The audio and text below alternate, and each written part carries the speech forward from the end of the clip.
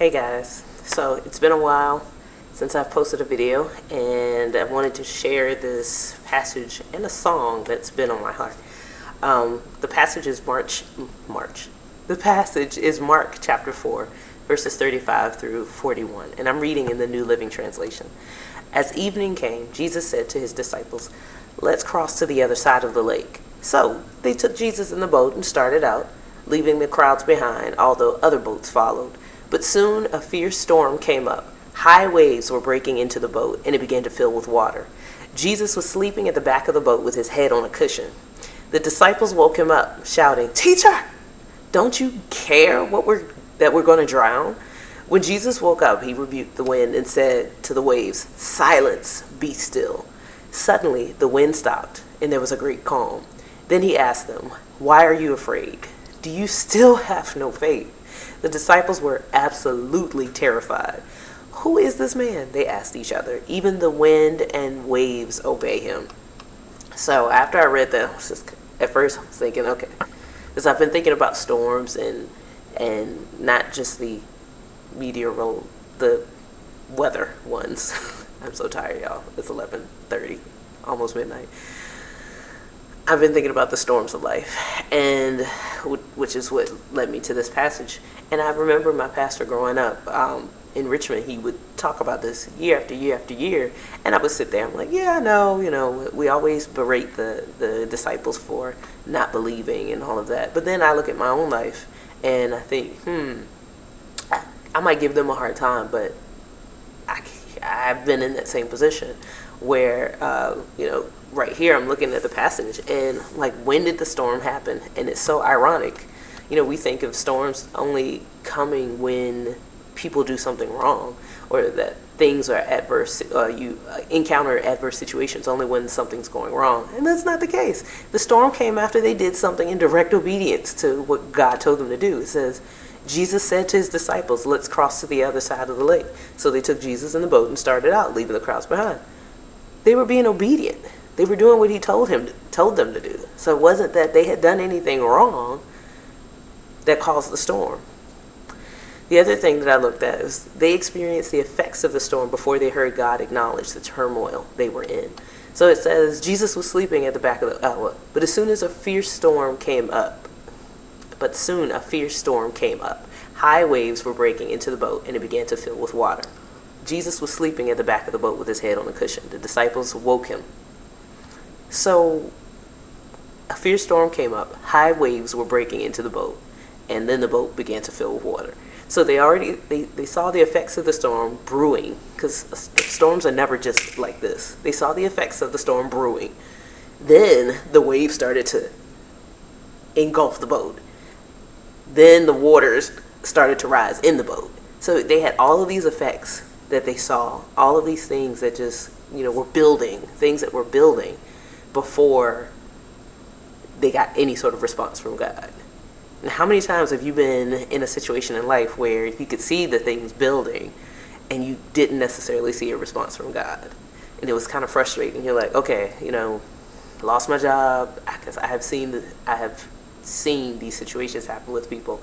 They lost their job, a child got sick, and something happened with another family member. It was just like one thing after another, after another, after another, and the pressure just kept building, and they didn't see where there was any sort of positive thing that was going on. They couldn't identify anything positive in their life. It wasn't like they lost a job and then they were able to get unemployment, or the child got sick and their insurance covered it. It was just like one thing after another. Child got sick, they had lost the insurance because they lost a job. So it was just like a chain reaction. And with the situation here, it was just one thing building after another.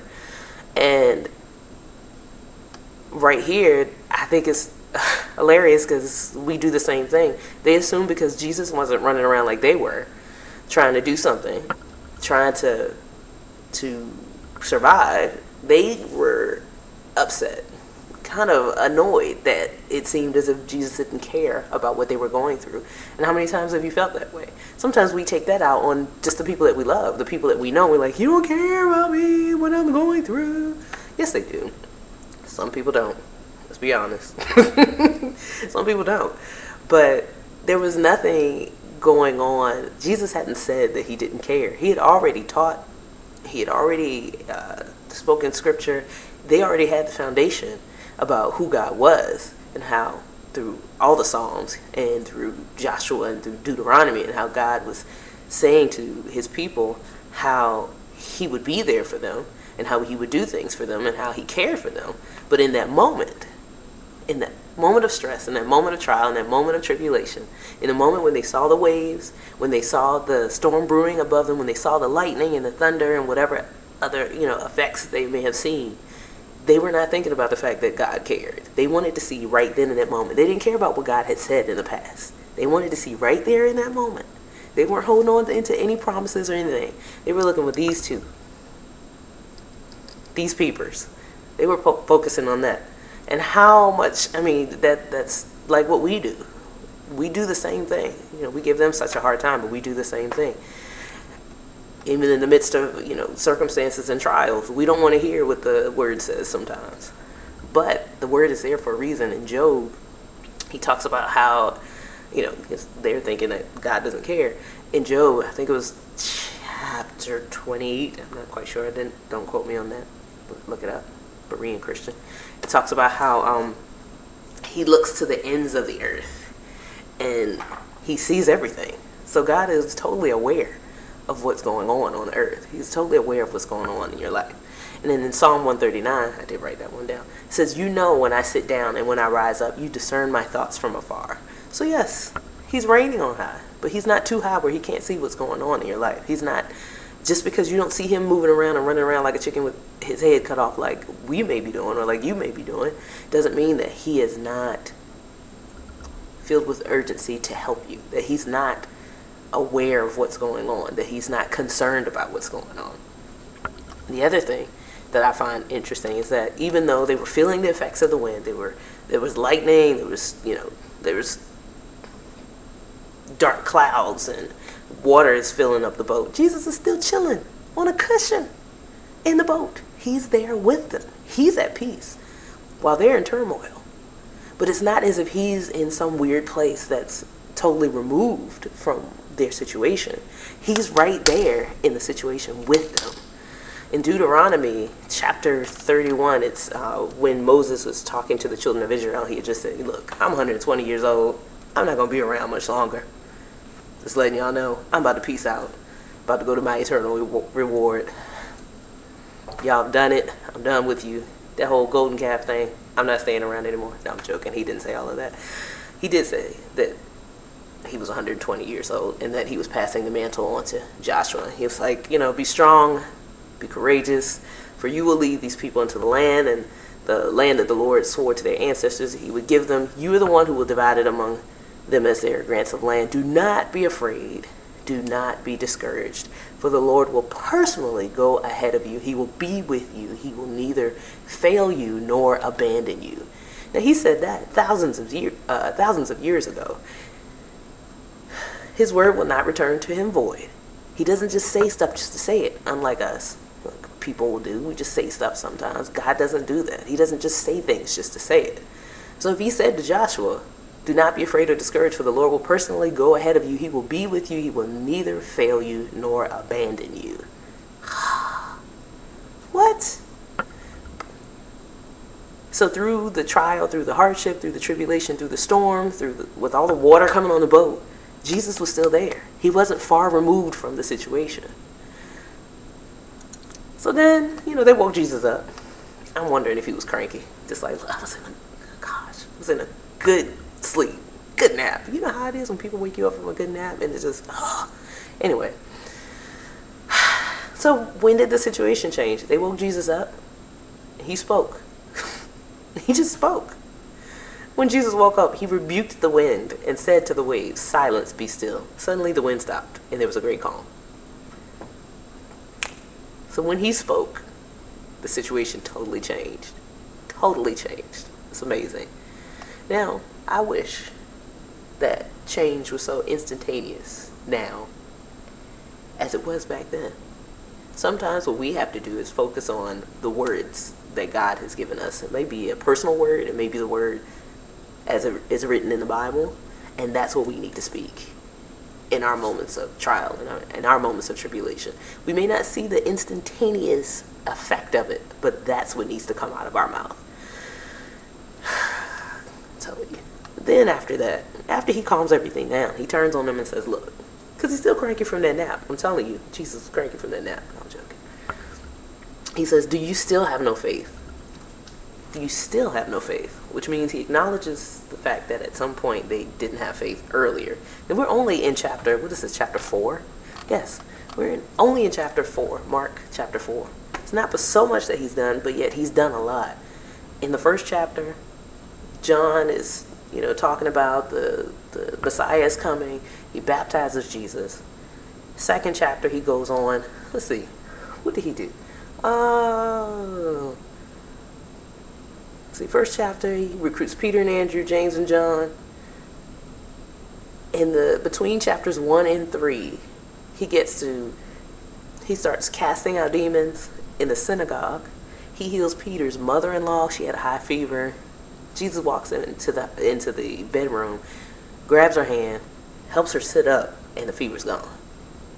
I don't think they experienced that a lot. They had people come. They probably were doing the whole bloodletting thing and just paying the doctor arm and a leg in the firstborn child. But what physician walks into the room, grabs the hand of the patient, helps them just sit up, helps them into a sitting position, and the fever lifts? Seeing that happen to your own family, seeing that sort of miracle in your own family, and how many of us have seen God move in our own families, seeing God deliver our parents, seeing God deliver our brothers or our sisters, or someone that was close to us. Then what else did he do? That same day,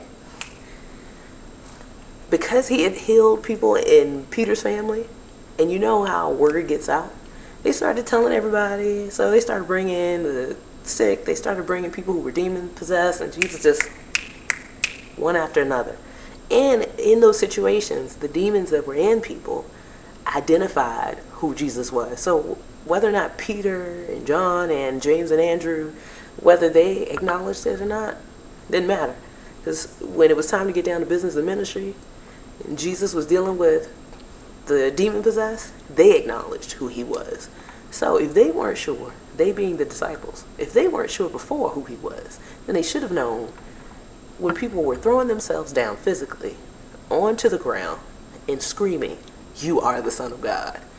And then behavior changing because that demon that was in them had now fled.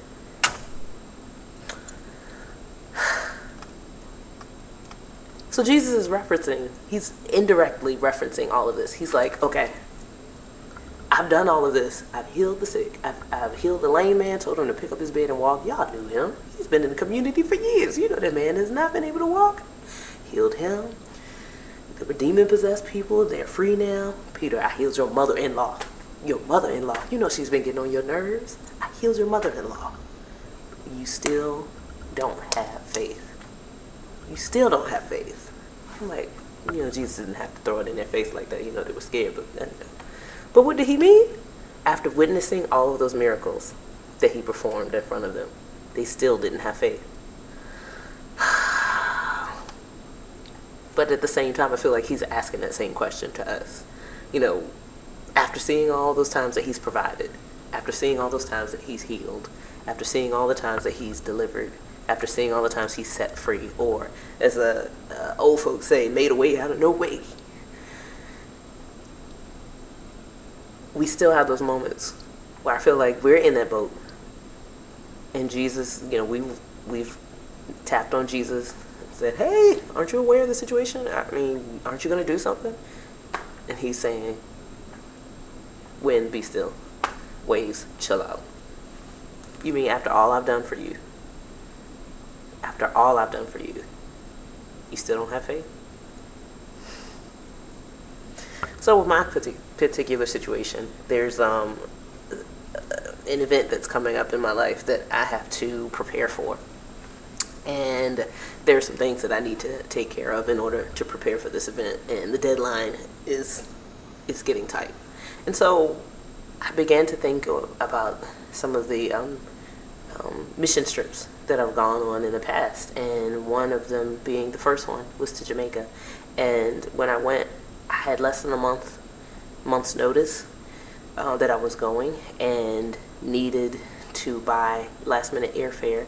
Also needed to pay for land and travel expenses for it.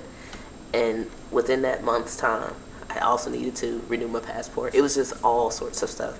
Well, literally up to the day that I left for that trip, I was missing so many different things, but God was able to come through.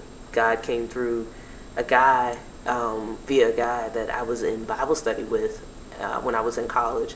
He sent 2 checks that caused me to be able to pay for the airfare. People in my church were buying things that I needed instead of having one lump sum. I had one lady who bought me towels. I had another lady who bought me snacks. I had another lady who bought Bibles for me to take with me. Just it was amazing just how God was providing every little thing. Similar thing happened with Brazil 4 years ago, gosh, going on 5 years ago. I went to Brazil, and prior to that, the day before I was scheduled to leave for orientation, I was missing half of the money that I needed. Half. And in the 3 or 4 hours that I was at church, not because I walked around and told people what I needed, just letting people know, oh, I'm about to go, pray for me, just telling people to pray for me, giving them my email address so that I can keep in contact with them and let them know how things were going. While I was in Brazil, I was going to go for 3 months. There was an offering that was taken at the church. In addition to that, there were people that I saw on the way out, just leaving the church, that God caused me to run into, that wrote me checks for $250, $500. I mean, it just stuff came out the wazoo. It really, really did. Last minute. Gosh, why do you have to work like that? Last minute. But he was faithful. So that when my mom and I counted the amount of money that was needed, and I'm not going to cry because it's too late at night. I don't want anybody to walk in. When we counted the money that was needed, let's just say he did exceeding abundantly above all that I could ask or think. It was more than what was required for that trip, more than what was required the day that I was scheduled to leave for orientation. So it was a tight time, just like with the situation with the disciples. It was with their situation. They saw all of these external things. They saw the wind. They saw the waves. They saw the tightness of the situation.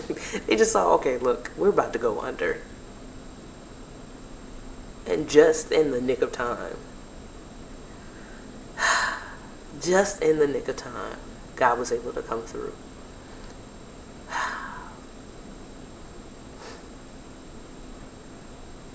Just in the nick of time. So, if you find that you're in that boat right now, if you find that you've been seeing the waves, you've been feeling the effects of the waves, they've been crashing on you one after another, you've been seeing the storm, you've been feeling the wind is trying to knock you out of the boat, the waves are hitting you one way, the wind is hitting you another way, and it's gotten to the point where that boat is now filling up with water. Be encouraged. Just as he said to Joshua through Moses, he will never leave you, he will never forsake you. But specifically, do not be afraid or discouraged, for the Lord will personally go ahead of you. He will be with you. He will neither fail you nor abandon you. He will neither fail you nor abandon you. He will personally go ahead of you. He will be with you. He is right there in the boat. He is right there in the boat. He is right there with you. Right there with you. So we're not going to be like the disciples. We are so not going to be like the disciples. We're not going to focus on the waves. We're not going to focus on the struggle, the fact that the boat may be trying to fill up with water. We're going to focus on his word. We're going to focus on the fact that he is with us. We're going to focus on the fact that through the power of his word, he has given us authority over the wind. He has given us authority over the storm. He has given us authority over that water that is rising up, and saying that we will overcome the situation through him. You will overcome this situation through him. This situation, this trial, this tribulation, this storm will not be what takes you out. It will not. Because greater is he that is in you than he that is in the world. Because our God always causes us to triumph through our Lord Jesus Christ. So be encouraged in the middle of the storm. Be encouraged in that boat that might be rocking back and forth. And know that not only is he with you in spirit, but he's with you through the power of his word. So focus on his word and what he says about the situation. So that, unlike the disciples, we're not trying to tap him on the shoulder and tell him, what are you going to do about it? But we're giving him the words that he's given us. We're speaking it back in our situation. So for me, because my situation right now is about tight times and seeing God come through, my word is that I know that all things work together for the good of those who love the Lord and are called according to his purpose. And I know that he will supply all my needs according to his riches and glory. And that in times of famine, the righteous will be satisfied. They will not be disgraced. Those are my 3 words. Those are my 3 words right now. That's what I'm holding on to. And I pray that God will show you what words you should hold on to right now, what words you should discard, and which words you should hold on to right now in the midst of your storm. Love you guys. Oh, forgot. Got a song.